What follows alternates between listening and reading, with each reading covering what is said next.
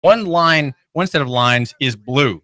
And as I was shuffling around in the dark with my phone light bright, I made the decision that this tie would work. But when I came into our studio newsroom this morning and asked Russell, our news director, I said, "Did Jeanette pass on this?" And I presented myself in front of him there by the coffee pot. He said no, and he's right. Jeanette did not pass on my tie, so I'm out of sorts in a way. But on the other hand, there is a certain discordancy about my appearance as your host here, David Tulis, that may say something of the truth about me. And that is, I'm the slow man of Chattanooga. I am the slow man of Chattanooga. Now, we say that I'm the smartest guy with a bow tie in the city, but that's really not true. What's true is that I'm a slow person. I'm very slow. I'm hard of hearing, hard of thinking, hard of understanding. And so I ask the dumb questions. I ask a lot of dumb questions. And one of them, and sometimes they generate a real line of narrative, a real story. And I'm following one of them right now in the same vein as our city ordinance, that an outlaw ordinance that purports to outlaw the prosperous labors of hundreds of families in Chattanooga. It's amazing how the story covered in the Times Free Press really didn't see that at all. It didn't see that there was a violation of people's rights. It didn't cover it. It didn't cover it at all from that perspective. It was a council-centric story that talked about the intent, and talked about the plan. And even Erskine Oglesby, the new member of the council, had that view. He is not seeming an exceptional candidate, but really very conventional. His discussion with me over the course of a minute or two after the city council vote, he supported the amendment, was utterly conventional and council-centric. A real news coverage should be people-centric, right? It should cover what government does for or as against the people in the jurisdiction, or in this case, in the people in the city. And there was, as I'm suggesting, a connection between the operation of pornography and the operation of legislation. In each, the acting party, whether it's the filmmaker or the consumer, turns toward a group of people whom it has under observation and turns them into objects for its own or his own pleasure. That is very similar. And what happened in the city council is a turning, an alienation of itself against the people. And I think perhaps the most astute expositor of this position is Carol Burrs. Carol Burrs, who refuses, by the way, to talk to you, my listener. I invited her on the show, and she said, "I don't want to come on your program." I said, "Well, ma'am, I'm a gentleman." And she retorted, "And I'm a lady." So, okay, there you go. But she, a couple, 3 weeks ago at a council meeting, was very concerned that under an amendment that was not did not pass, that under an amendment that people who were not in the approved area could somehow slip in.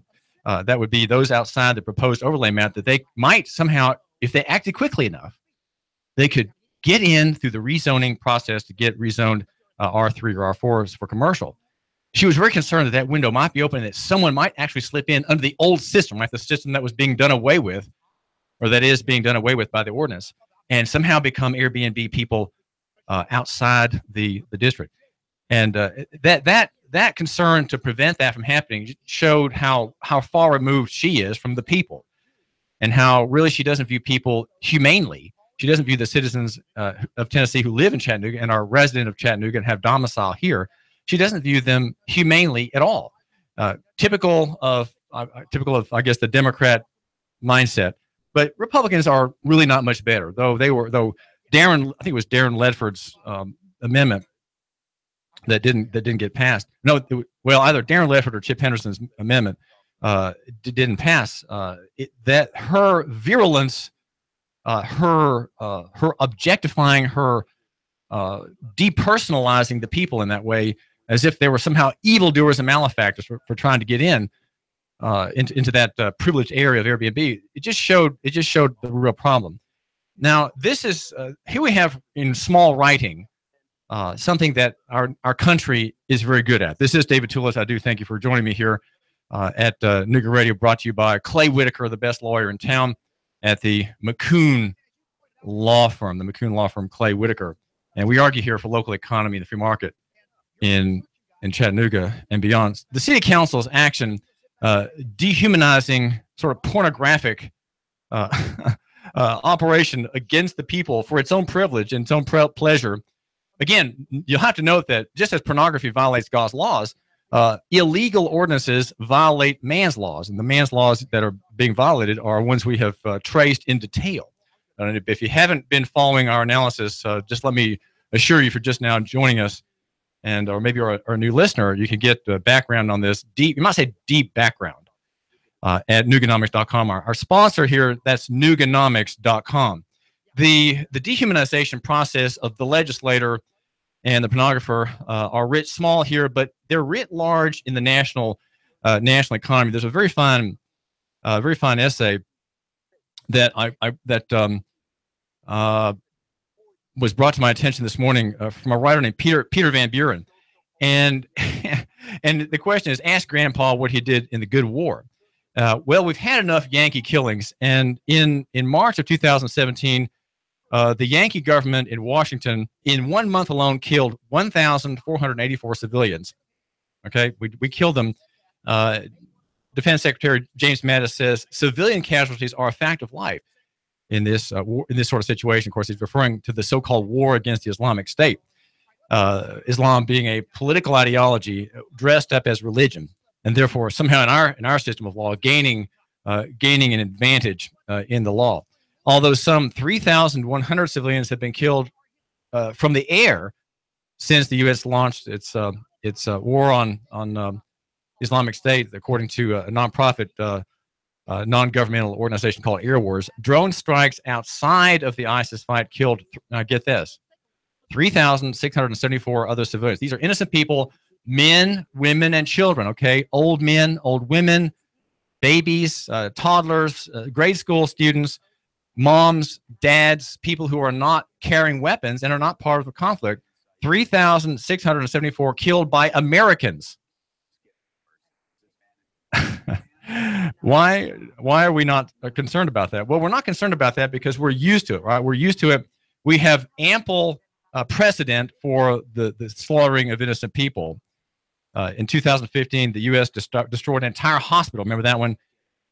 In Afghanistan, with doctors and patients inside, consumed by detonations from the good people in Washington, and Raqqa, whole neighborhoods being systematically leveled. And we're going. And the author of this piece, Peter Van Buren, it says it's like going after a mosquito with a sledgehammer.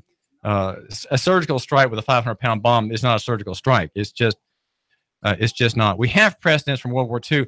The Americans are a great terror state in many ways. We are a terror state. Think of the bombing of Japan. There were developments in the study of Japanese architecture in the war. In fact, the Americans built a full-size Japanese village in Utah so they could study how to burn Japanese cities to the ground. And they were concerned about the tatami straw floor mats. And specialists came in from all around who knew about Japan and said, here's how the Japanese cities are built. And there was one problem, though, and that's that Japanese homes typically had tile roofs. And so there was the idea that we have to make our incendiary bomblets a little heavier so that they'll crash through the tile roof and ignite the tatami mats, the straw floor mats, on the ground, on the floor, thereby creating the highly combustible fires. The fire bombings of Japan were planned in War Plan Orange, written apparently long before Pearl Harbor. U.S. General Billy Mitchell said that Japan cities would be the greatest aerial targets the world has ever seen. And following that outline of that plan, Curtis Bombs Away LeMay said that Japan will eventually be a nation without cities, a nomadic people. Now, these are our people. Okay? These are our people talking about another people, innocent women and children, right? You, my listener, carry a weapon, and you may even have a concealed carry permit, but you carry a weapon. Why? Why? To defend women and children. That's why the idea of an armed populace is supremely superior to the policing and sheriff policing model, because we care about women and children. And we do there, but here, when we think about history, somehow we just go numb. You, my listener, your heart just goes numb, and you don't care. You don't care because we are Americans. We are first. We do things right. We do things great. It may be a gigantic fireball flash that consumes 85,000 people in Hiroshima. But, you know, that's just the cost of war. That's just the price that those people had to pay for attacking us at Pearl Harbor. I can see the many justifications of the slaughter of innocent people. And you do too, right? You see all these justifications. And what has happened in your heart? Your heart, my listener, is hard. Your heart is hard.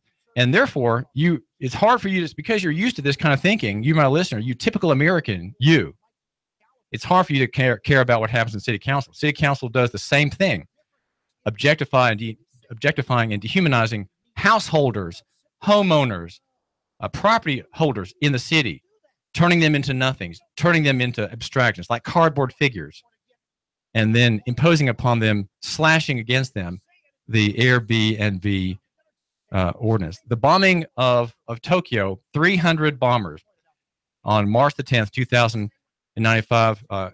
There was so much fire from these incendiary bombs. They stopped using 500-pound detonation bombs, but they used incendiary bombs. They said, we can't, the structures are very flimsy. They do have their little tile roofs, but they're so flimsy, we can't do much with a 500-pound detonation. Let's make a fire. Let's do it with fire. And that's how they destroyed Tokyo. The most densely populated area was bombed in a terror bombing by the Americans in their powerful, wonderful, beautiful, highly defensible B-29 bombers. A firestorm that sucked the oxygen out of the air itself. 100,000 people, men, women, and children who are not combatants, destroyed by the Americans, by us good people, by your dad, right? Your grandfather, you, my listener's grandfather. He was involved in this. What did Grandpa do during the war? 1 million people made homeless. The most destructive act of the war, even more than Hiroshima. And Hiroshima, of course, was an improvement. You didn't have to have 300 B-29s. You just had one. And it created a fire so powerful and so large and so hot that weather wouldn't affect it. It was a foolproof thing. No better weapon for destroying whole cities in a terror bombing than the American atom bomb. Twice, because the first one at Hiroshima, 85,000 dead, not enough. Firebombing campaigns over Japan purposely killed more than 1 million civilians in just 5 months. 1 million innocent people burned to death, blown to pieces, men, women, and children, by us, by you and your descendants, your grandfather, your dad, your uncle, the old uncle who still wears his medals, his heroic medals. And that is who we are, and that is how it came about. And of course, there's been, since the war, Harper's Magazine in February 1947, under an article by the Secretary of War Stimson, came up with the myth, right, that the atomic bomb was an act of mercy. It was a mercy to destroy 1 million innocent people, and this kind of thinking pervades the American mind, and we are guilty. We are a guilty warmongering people, and you say, well, David, you sound like a liberal. Well, I'm a classical liberal. Okay, I'm a classical liberal. I believe in the marketplace, and I believe in God. I believe in God first, and the fruit of Christianity is the marketplace. We have the story that I think shares in this problem of terror, and I'm making inquiries with Phil Noblett, the assistant. Here's his card. Well, that's not his card. Here it is. The assistant, the deputy city attorney. His name is Phil Noblett, and I have an inquiry in with Phil, and also the city attorney about the use of unmarked police cars. Unmarked police cars are a danger and a risk, and I'd like to suggest to you that we have a growing story here. And Chief Fletcher refuses to come on the program to talk with you about this issue or other issues. Neither will Rob Simmons, who's officer number 654, the PIO of the department. He is in the office of the chief of police. Neither will he come on the program to talk with you. But he says our officers in unmarked vehicles are trained to understand that they might not be perceived as a legitimate officer, and should understand that the citizen may be heading to a safe place. If a citizen feels uncomfortable, they should turn on their hazard lights to acknowledge that they intend to pull over in a safe place. They may also call 911 to verify the authenticity of the officer. He says there is no statute that states unmarked police vehicles can't be used for traffic enforcement.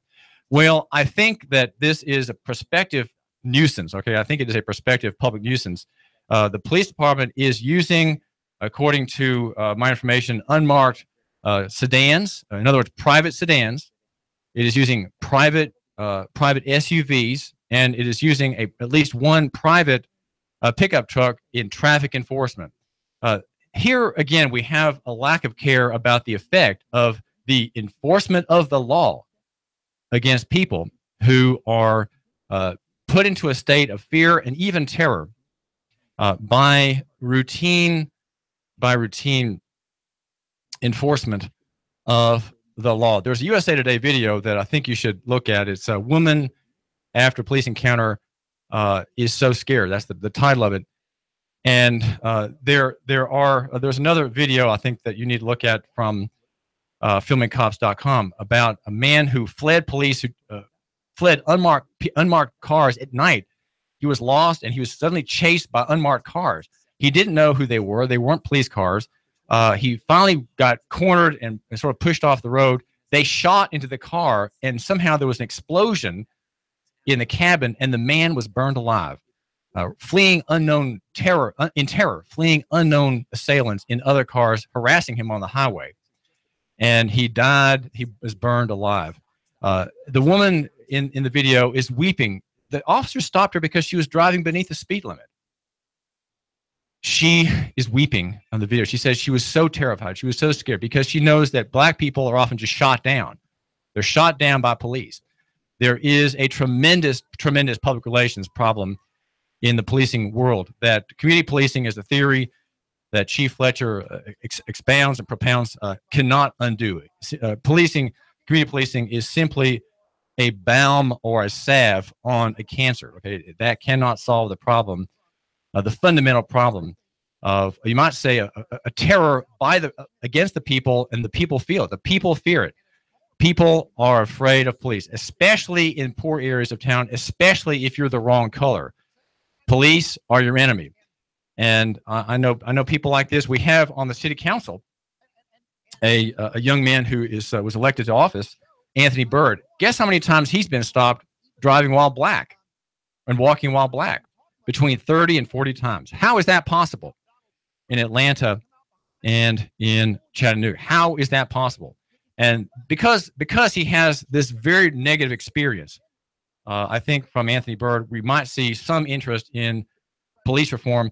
There are stories out today, and now TV3 also has on its website the whole database of applicants for chief of police. Fred Fletcher is quitting his employment here on the 6th of July. So I think the job ahead is for you, my listener, and I to look through the applicants. We need to find someone who is a reform candidate. Police reform, an end of terror, right? We need to have peacekeeping. We need to have less law enforcement that grinds the poor. Law enforcement and the court system, the judicial industrial complex, grind against the poor, period. That's it. That's what's happening.